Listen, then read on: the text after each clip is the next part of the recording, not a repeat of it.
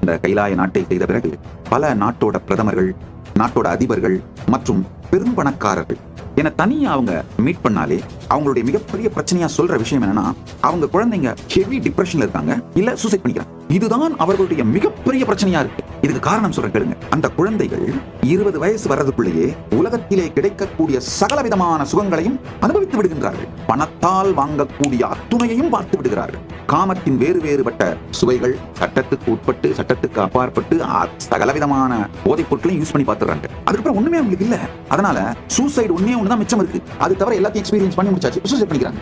Richest Gen Z. இதோட ஆழமான உண்மையை புரிந்து கொள்ளுங்கள். சகல சுகங்களும் நீங்கள் அனுபவிப்பதற்கு முன்பாகவே மனம் தலையிட்டு நினைந்து விடுகின்றது. நினைந்தது எல்லாம் பழையது.